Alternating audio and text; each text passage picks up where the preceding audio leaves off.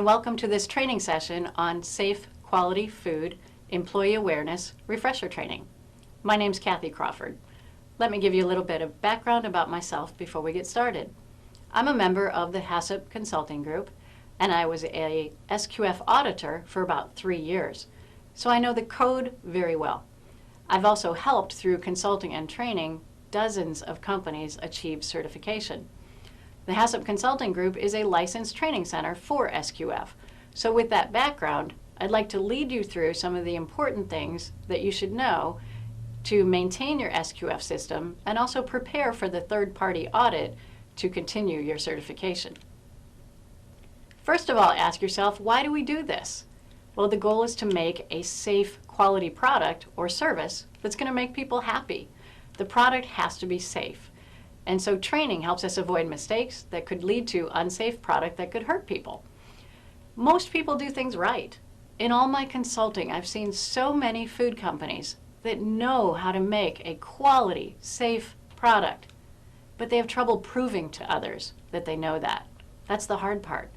So preparing for your third-party audit is some of what needs to be done to prove that you know how to do things right, to gain and maintain the trust of your customers. So who cares? Take a look at all the logos on this slide.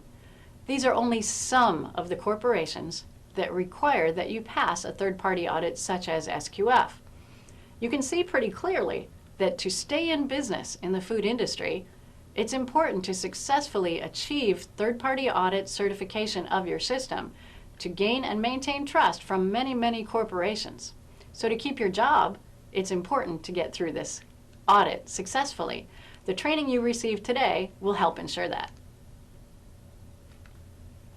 Who's involved in this audit? Well, first there's someone called the practitioner. At least one person, and usually more than one person in your company is a practitioner. A practitioner is someone who has had at least 2 full days of training in what's called HACCP, which stands for Hazard Analysis and Critical Control Point. That person's a full-time employee, and that person is also familiar with the SQF code. If you have questions about your SQF system or about food safety in general, you should know who your practitioner is so you can ask them and get or find the right answers. There'll also be an auditor. Your auditor is someone who will understand your business. Auditors are only allowed to audit in facilities where they have had experience before, not your particular facility, but your industry. For example, when I was auditing, I was allowed to audit meat and poultry companies as well as bakeries because that's where I had the majority of my experience. Other auditors audit where their experience enables them to provide a thorough and fair audit. For example, someone who audits a packaging company will have had many, many hours of packaging experience before they became a packaging auditor. The other people involved is, of course, management. Management helps define your system and build that system and provide the funds and the commitment to maintain that system. But then the audit also includes you. It really includes everyone. SQF auditors are supposed to interview employees at all levels of the organization. That's one of the reasons we do this training, so that if you are interviewed as part of an audit, you can answer questions with confidence knowing that you're contributing to proving that your company knows how to do the right thing. So in building your SQF or food safety system, many procedures and policies were developed. How do you know what you need to do? Well, basically you need to know your own job. There's a lot of written procedures that describe everything that the company does, but you really need to know only what impacts what you do day to day. So if you do have questions, ask your supervisor where those written procedures might be and review them as part of your preparedness for your next audit, or review them whenever you have a question to make sure that you're doing your job correctly. Your company has a quality policy. This is a requirement of the Safe Quality Food Code as well as many other codes. You should know where your policy is and basically what it says. You don't have to memorize it. There are usually 3 elements in every quality policy. The first one is a statement that you're going to make a safe quality product, or you're going to provide a service that maintains safety and quality. For example, if you're a transportation company, you're going to make sure that everything you do protects the safety and quality of the freight that you transport. The second promise that is usually in these quality policies is that you're going to meet the requirements of your customers as well as regulatory agencies like the USDA or the FDA. You're going to keep them happy because that's what keeps you in business. And the third promise that's usually in these quality policy statements is a promise to improve. So go find your policy sometime, read it, and have a basic understanding of what it says, because this is often a question that auditors ask as part of the interview process during your third-party audit. So I stated earlier that you don't have to know everything, but you need to know your own job. Everyone should be aware of the basic functions of what they do day to day and how that impacts food safety. And everyone should know whether or not they have an alternate. If you can't come to work, who does your job? You should be able to answer that question. You should also know who your supervisor is and how to get help when you need it. If you happen to be asked a question that you don't know the answer to, it's okay to say, I don't know. But the important thing is, you know how to find out the right answer. You know how to find your supervisor. Or if you can't find your supervisor, you should know how to look up the information you need through the written policies and documents that are probably maintained in the Quality Assurance Office or your practitioner's office. It's important to know and to state during an interview, if you're asked, that everyone's aware that food safety and quality is part of everyone's job. It's your responsibility to report or say something when you're not sure or you have concerns about food safety or quality. And it's also important to know who your alternate is if you're not able to complete a certain task. As part of your job, documents and records are very important. They're part of this system that arises from the policies and procedures that were put in place for your SQF food safety system. It's important that records are clear. Many of our records today are produced on the computer. And so when you're using a computer, you don't have to worry about things like bad handwriting or using pencil when pencil's not allowed.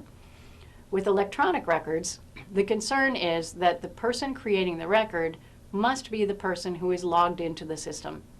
Don't share passwords.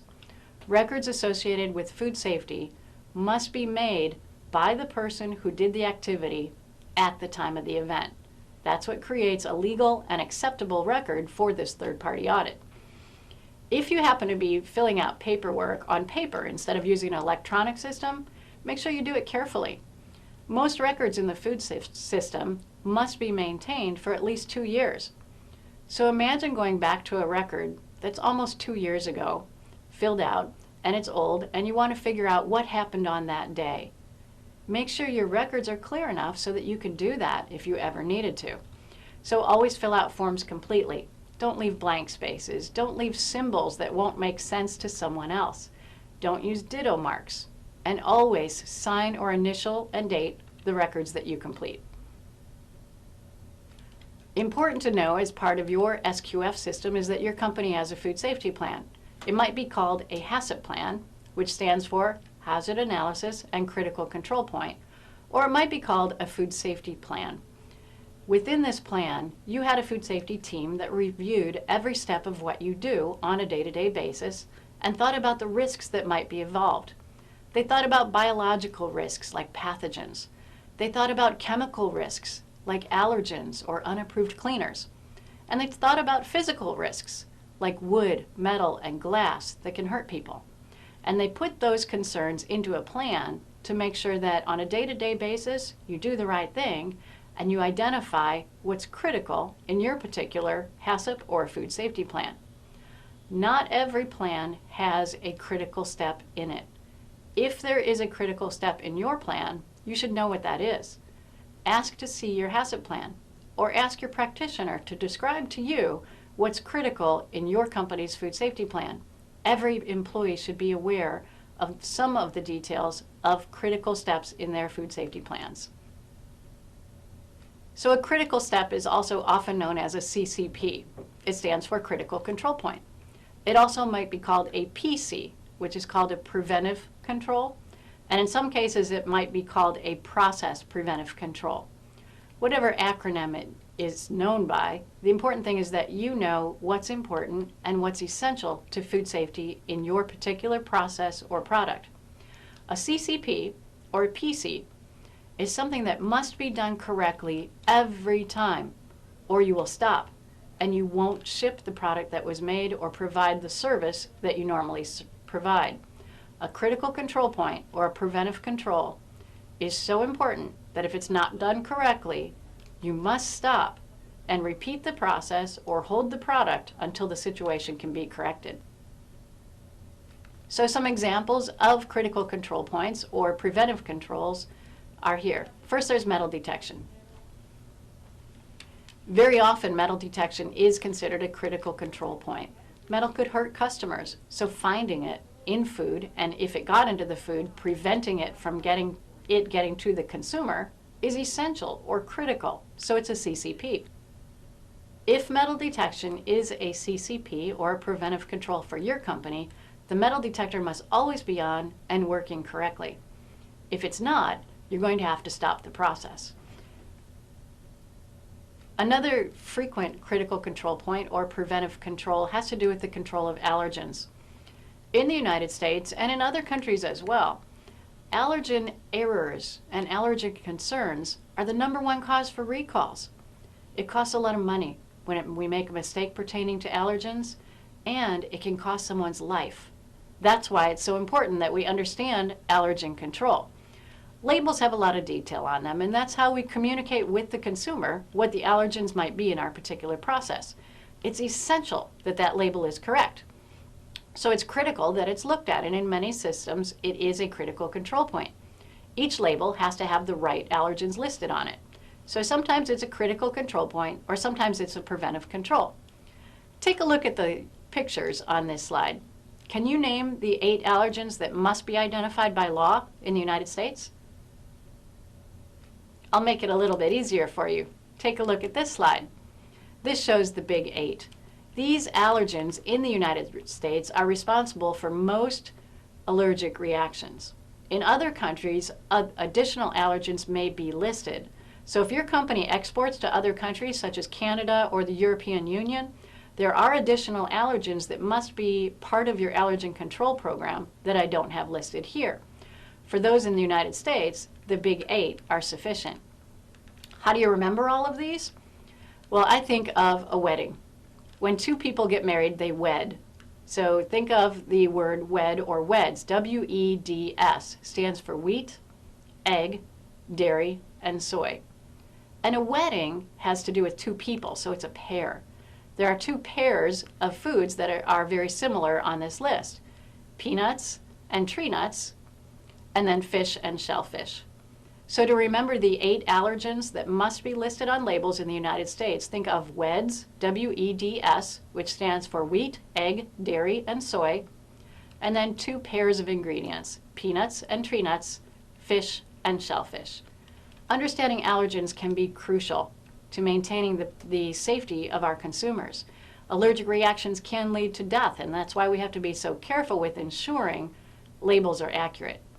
If allergens are a critical control point or a preventive control in your food safety system, find out at what point in the process the allergens are checked, confirmed to be accurate, and how that's done. Not everyone needs to know how to do the job, but if it's your job to do that particular check, to check the labels, or to check the formulation, or to check the ingredients on the incoming materials to look for allergens, then make sure you've read and understood the associated procedure, because this can be so important. There are other common preventive controls and critical control points. Each plan is unique. I recommend you ask your practitioner what's critical or what's a preventive control in your own facility.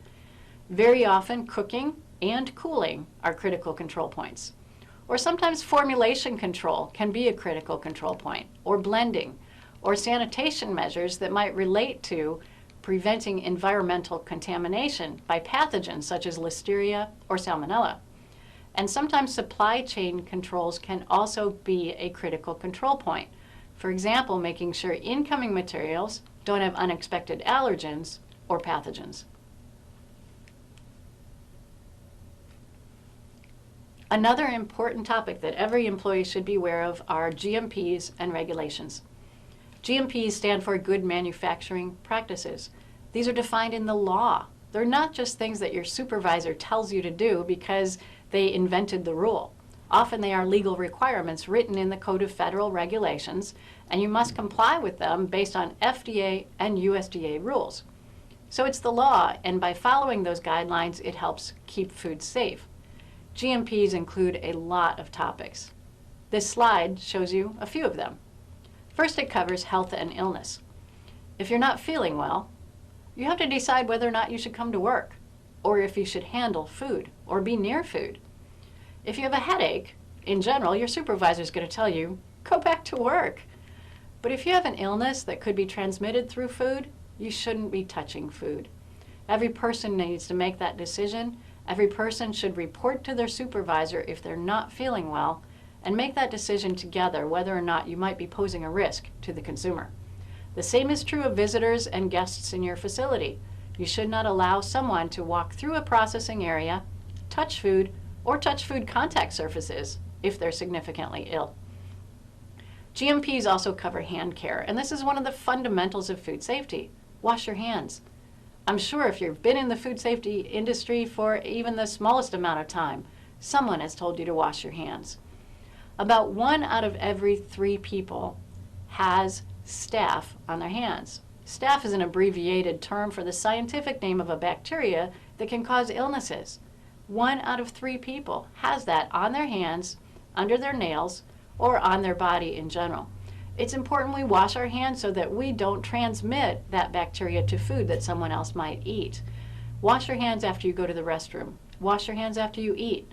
Wash your hands after you touch anything that might contaminate them. It's so easy to drop something on the floor, a pen, a piece of paper, anything. And when you pick it up, you can't just go back to work. You've got to clean your hands, understanding that what you're doing could impact a lot of people. It's also very important to wash your hands whenever you enter a food processing or handling area. The SQF code states that all personnel who enter food handling areas will wash their hands. In some cases, companies have exceptions to that rule, so make sure you ask your practitioner about the rules for your particular company. There's also rules about jewelry.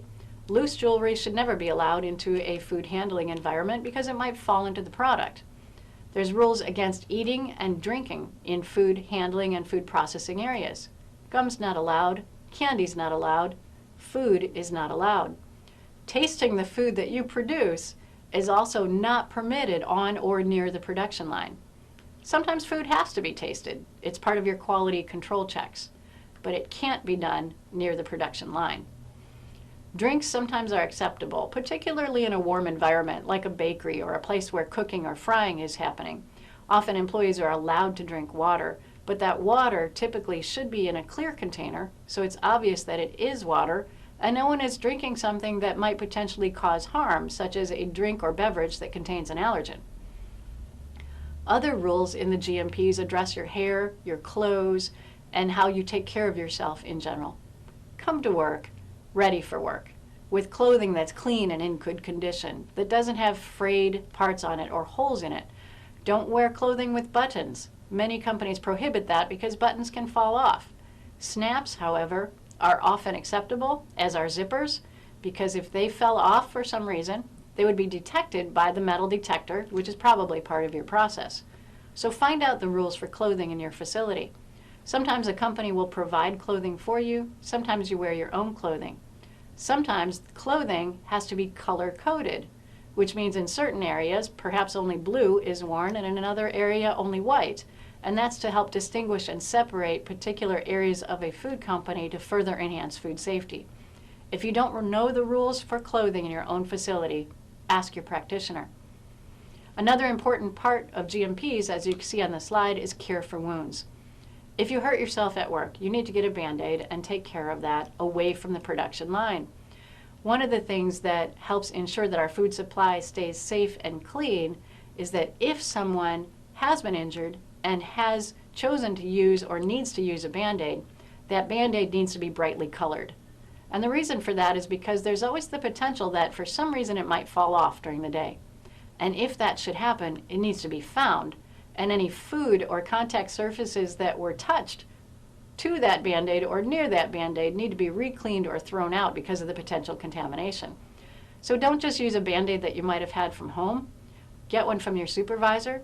These brightly colored bandages are also often metal detectable. Usually they're bright blue, and there's components in them that make them metal detectable so that if one fell off, it would be found in the food supply. Your company probably also has rules in place for the use of gloves. People who directly handle food usually are required to wear gloves, and those gloves need to be clean and in good condition. Keep in mind that gloves are never a replacement for hand washing. You must wash hands and put on gloves to protect food and food contact surfaces.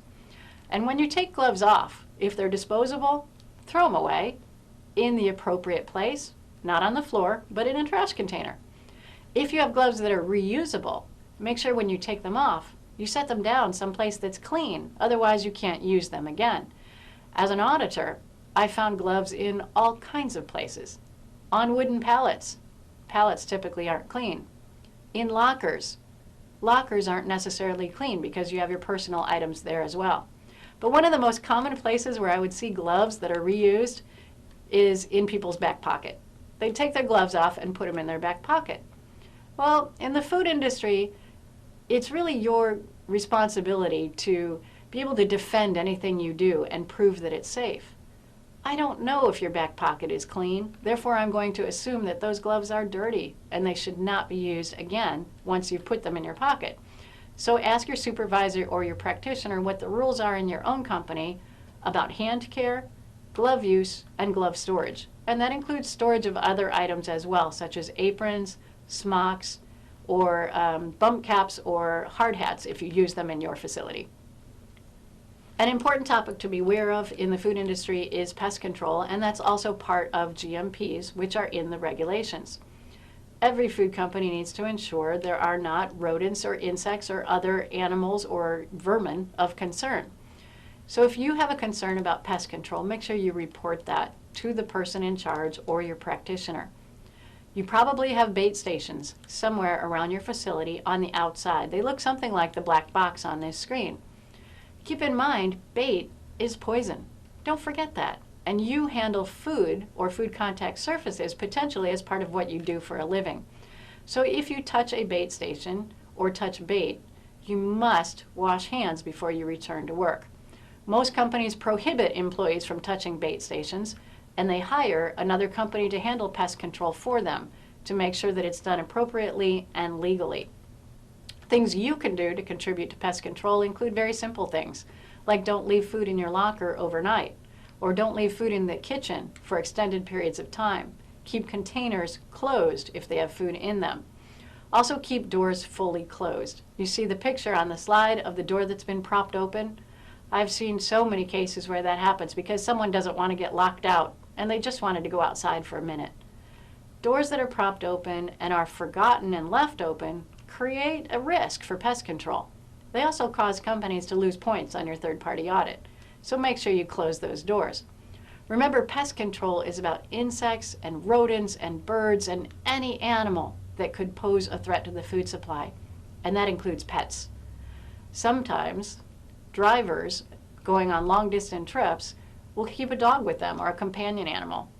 Make sure it is very clear to those drivers that those animals are not allowed out of the vehicle when they're on the premises if you are a food processing or handling location.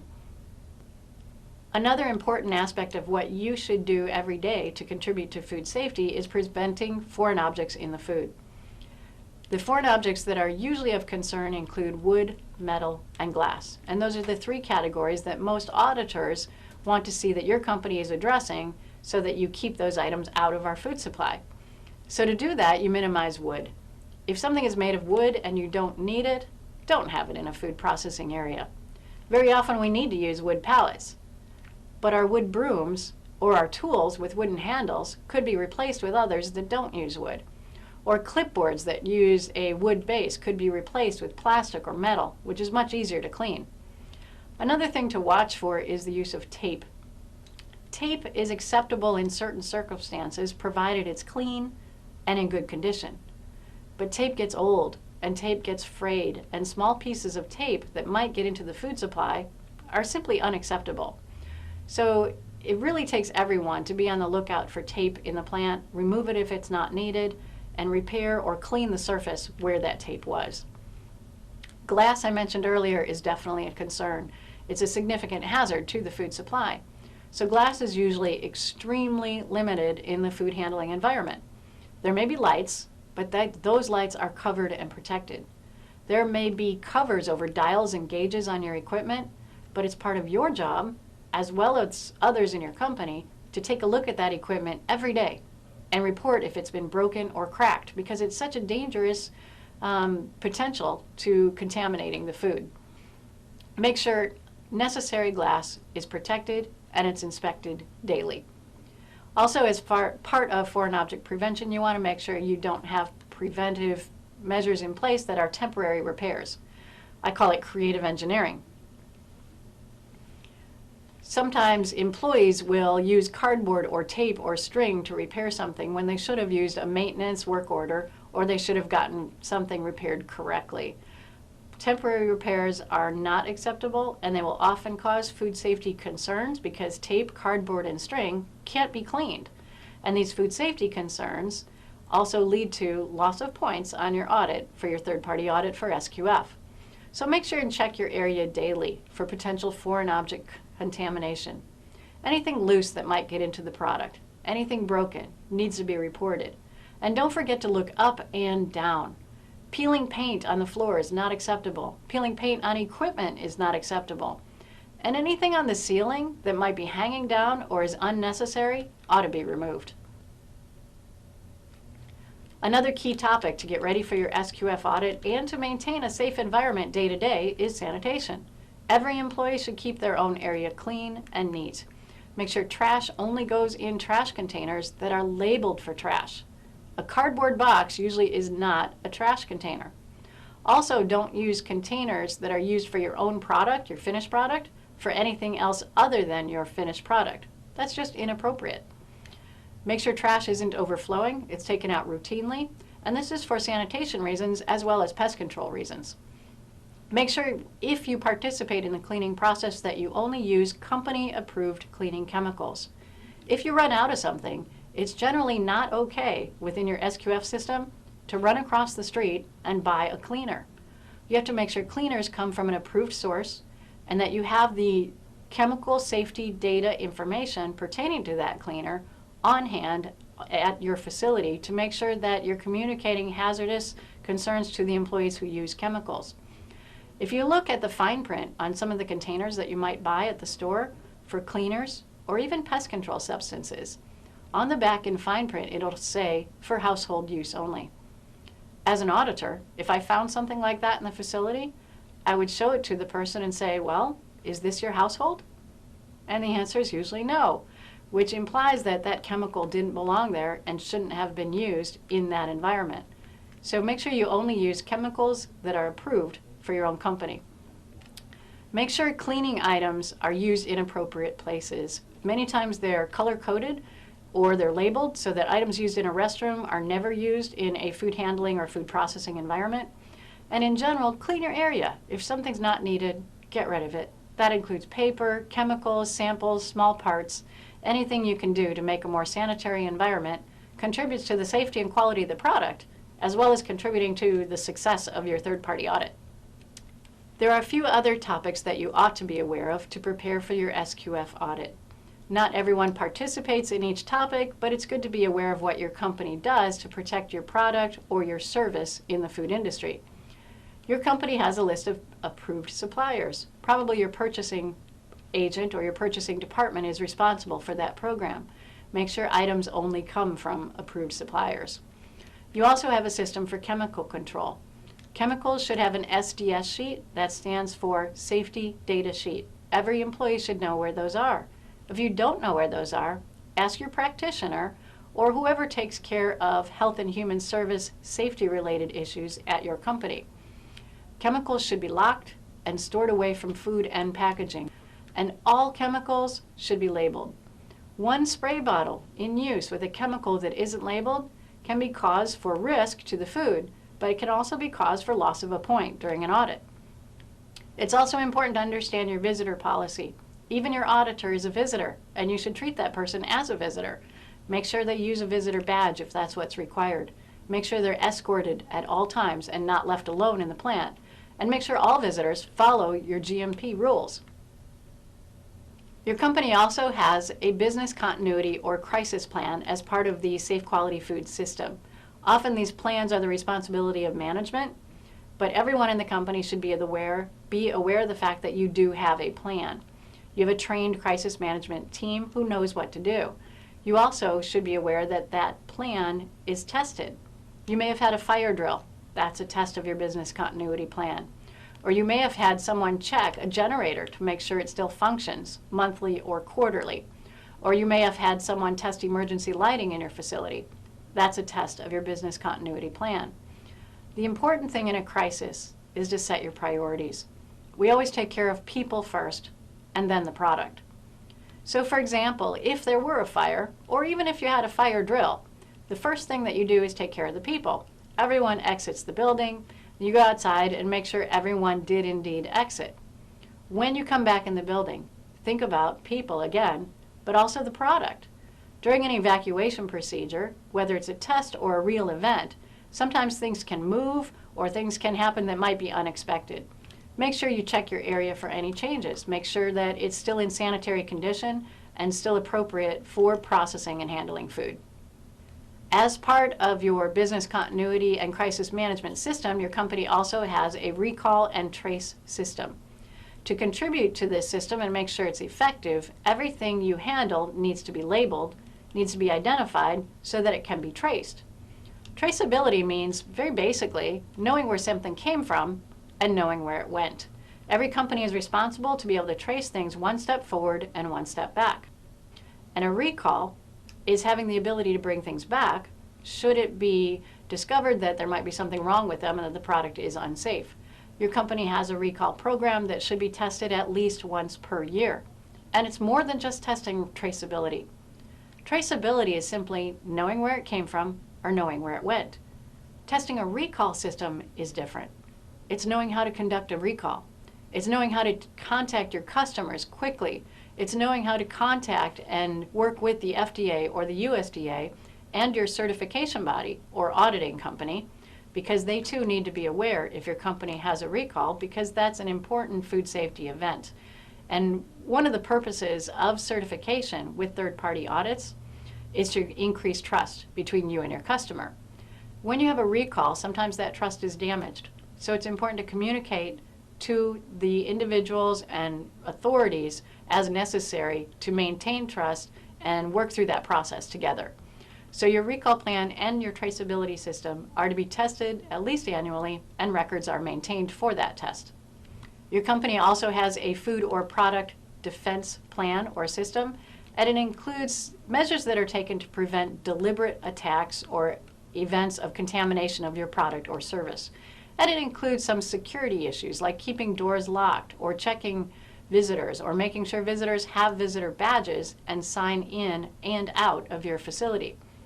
It also includes checking storage locations to make sure inventory is accurate and no products, ingredients, packaging, or chemicals have been tampered with. It also addresses opening mail. You may remember the incidents we've had in the past of mail being opened and the threat of anthrax.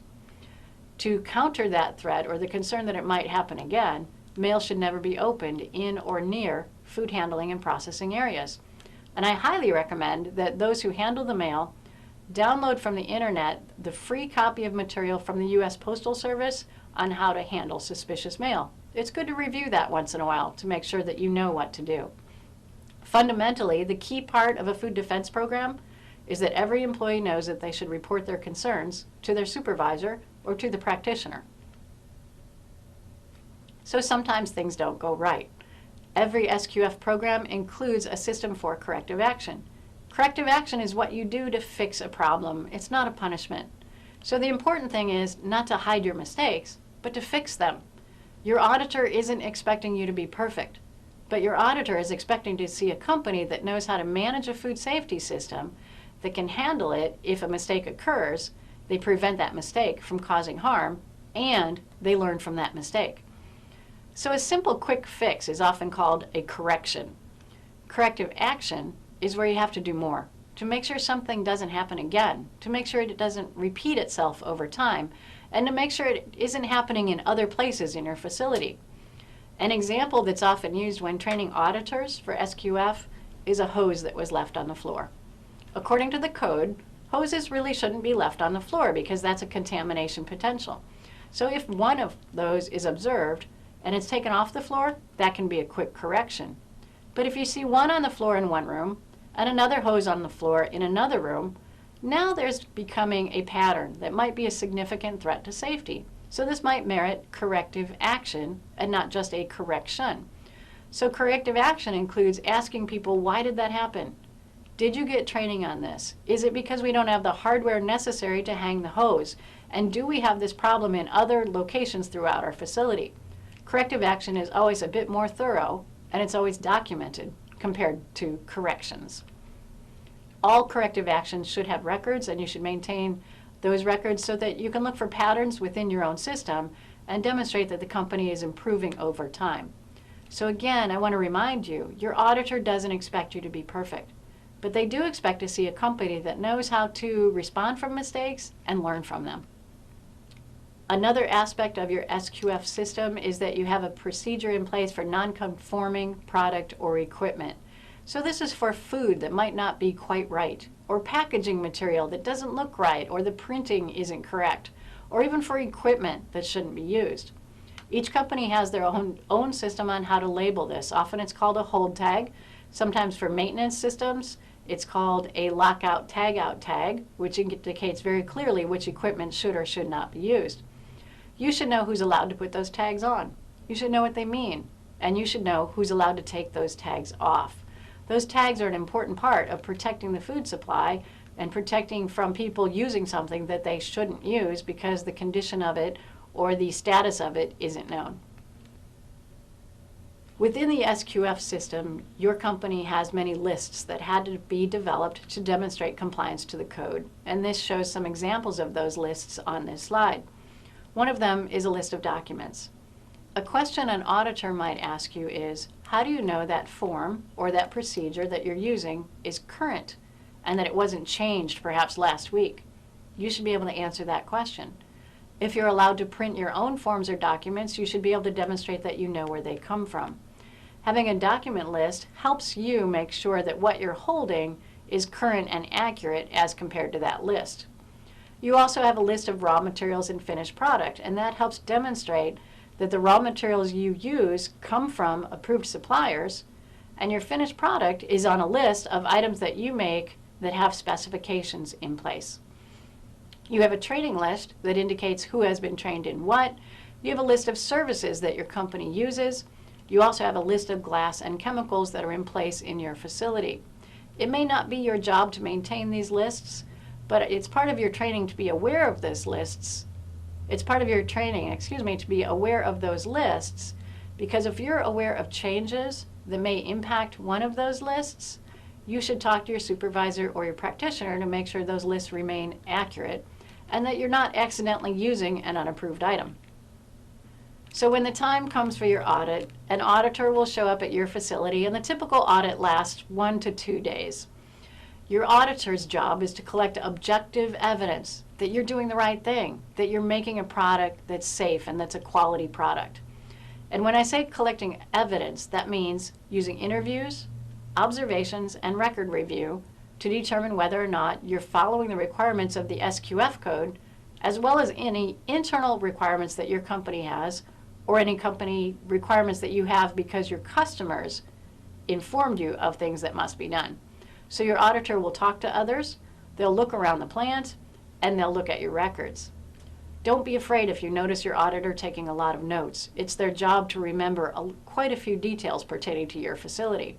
Taking notes doesn't necessarily mean that you did something wrong. It just means that the auditor wants to remember something that they saw or heard. So how can you help? Well, be prepared for that interview. Be prepared to help the auditor. Demonstrate with a little bit of pride that you know what to do and that you know how to make a safe product or provide a safe quality service. You should know things like, what is SQF? It stands for Safe Quality Food. You should also know what HACCP is if your company has a HACCP plan, and most companies that are SQF certified will have a HACCP plan in place. You should also know what's critical to safety and quality. Thinking about some of these things to prepare for your audit helps the audit go more smoothly.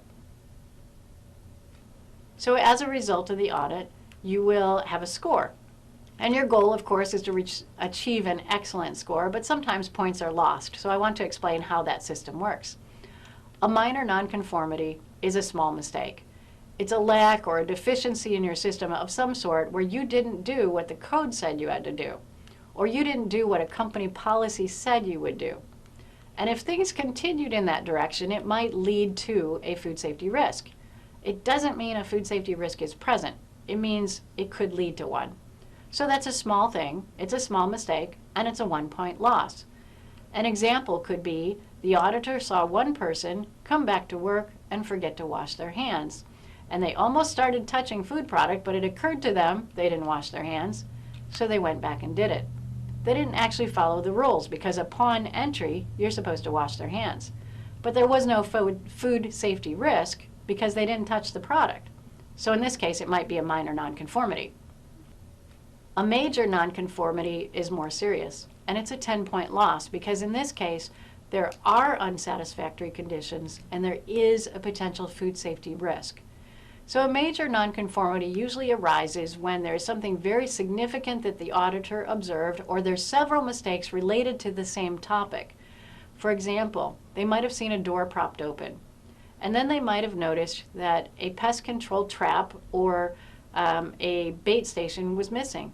And they might have further noticed that some of the records from your pest control company were incomplete or absolutely missing. So in this case, there's 3 different things that went wrong, but they all pertain to the same topic, namely pest control.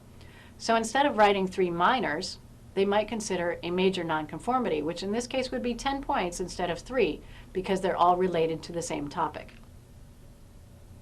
A critical nonconformity will be a 50-point loss, and it causes failure of the audit. Criticals are rare. It happens when an auditor observes something where a critical control point is not being respected or the procedures are not being followed at a critical control point or a process preventive control. Or it happens where an auditor observes something that truly is a food safety public health threat and normally would result in something as significant as a product recall. If there's a critical nonconformance as part of your audit, I always recommend that you not stop or discontinue the audit.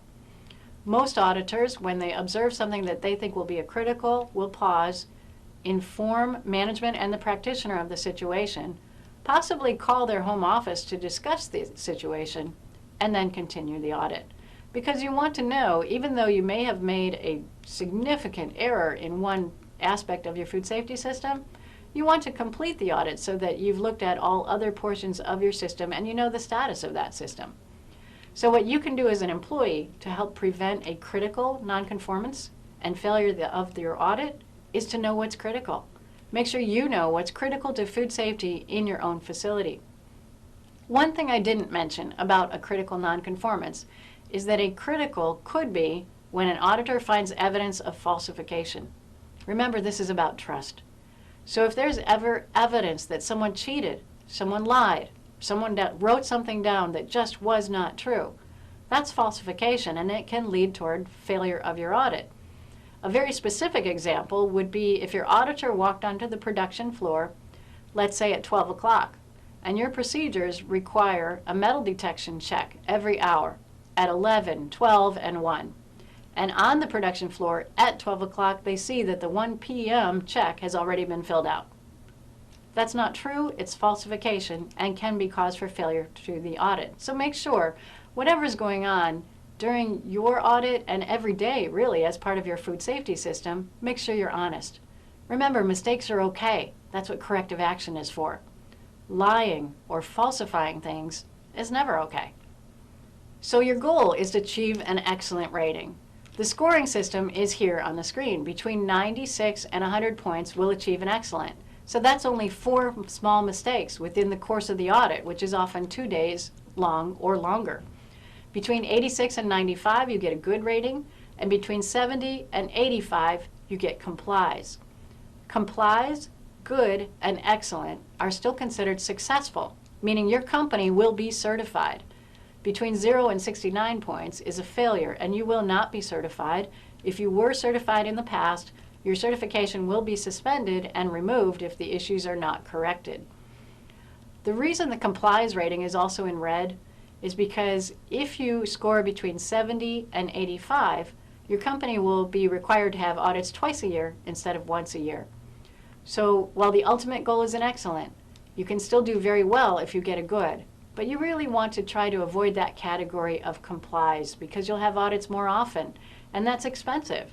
Your goal is to do the right thing and prove to your auditor with confidence that you will continue to do the right thing for the whole next year, not just for a few months. So some important reminders for the success of your food safety system and your SQF audit. Keep things clean and organized. That's everybody's job, not just the quality assurance department, not just management and supervisors. It's everybody's job. Make sure you wash your hands often and follow your company's GMPs, which stands for Good Manufacturing Practices. In some cases, it might be known as a different term, such as GAPs, which could stand for Good Agricultural Practices or Good Aquacultural Practices. It also might be called GDPs, which is Good Distribution Practices. In either case, make sure you know the rules. If you don't know the rules, look them up and ask so that you know you're doing the right thing, not just for an audit, but for food safety. And really, it's not about the points. It's about protecting the product. It's about protecting the people who use or consume your product. It's about making safe, quality food and being proud of what you do. So I want to thank you for your attention on this overview session on safe, quality foods and your SQF system. If you have any specific questions pertaining to your program, I recommend you speak to your practitioner. I recommend you review your quality policy, know what it is and where it is posted. Review your food safety or your HACCP plan so you know what's critical for your own food safety program. And be prepared for a successful SQF audit and to continue making safe quality food for your customers. If you have questions, get in touch with me through the HACCP Consulting Group, and our website address and my email address is listed here. Thank you.